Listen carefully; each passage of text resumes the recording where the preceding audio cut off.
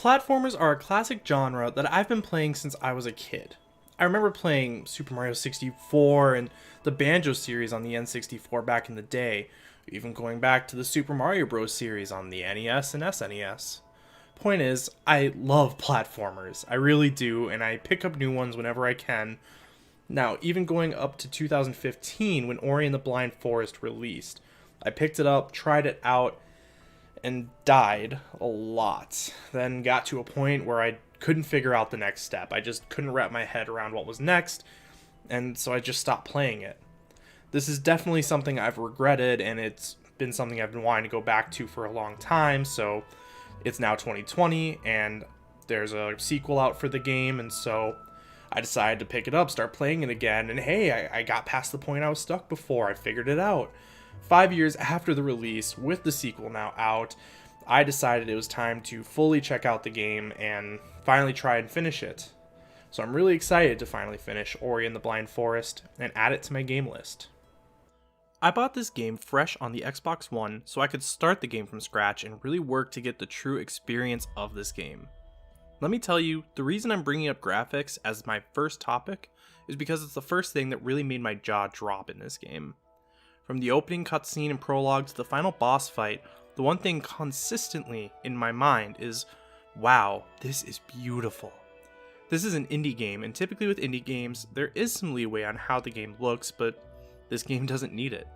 Ori is a beautiful, bright beacon against the typically darker atmosphere. The developers, Moon Studios, definitely work to make sure important things contrast in this game. Things that are brighter, like Ori, and also the enemies, are important and you need to look at them.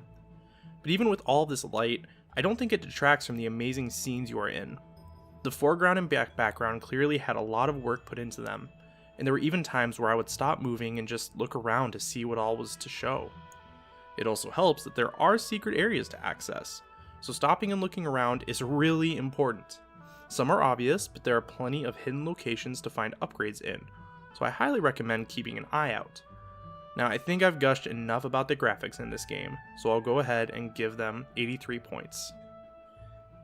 Alright, moving on to the heart of this game, the story in Ori and the Blind Forest is fascinating to say the least.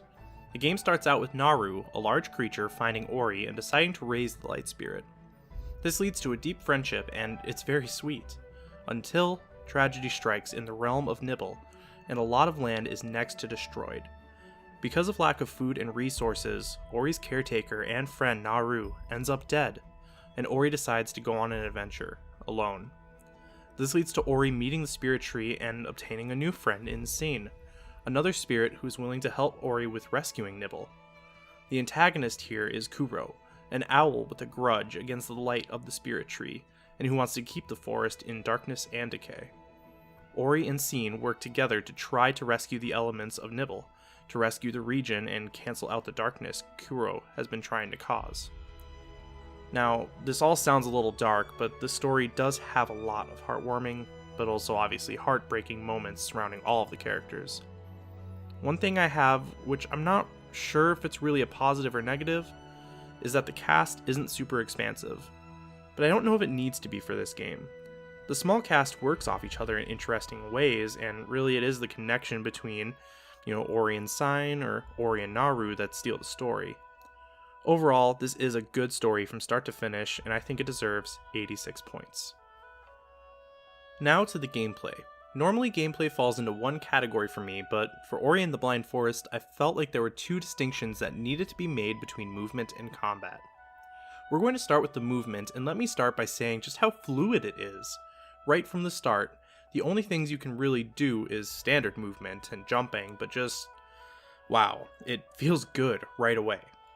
Throughout the game, you're able to gain new abilities such as dashing or using projectiles as launch pads, and this can create some interesting combos as far as movement is concerned.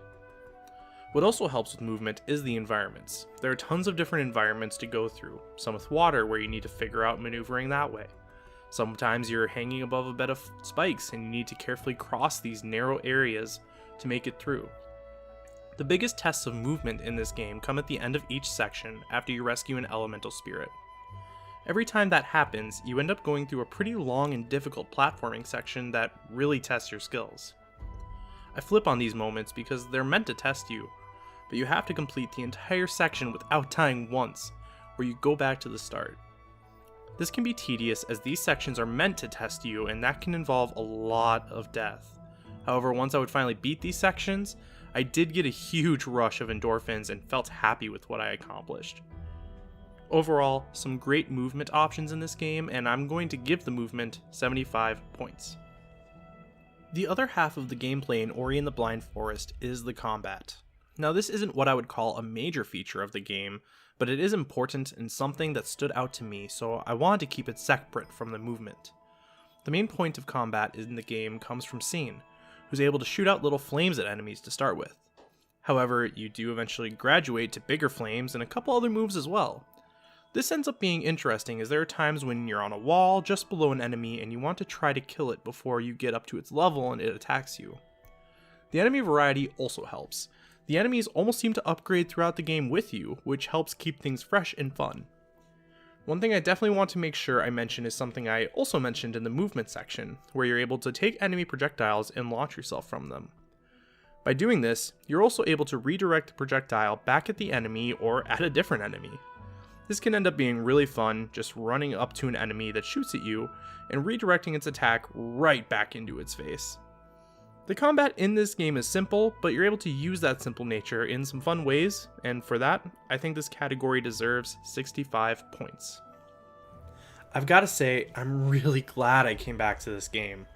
I like to think I've grown as a gamer over the past 5 years, as this game, while still tough, was plenty of fun and never felt really too difficult. Now, giving graphics 83 points, story 86 points, movement 75 points, and combat 65 points, the total for Ori and the Blind Forest is 309 points. This puts it well towards the top of my list, only lower than games such as Death Stranding and Marvel's Spider-Man, but above games like Control, which I really loved.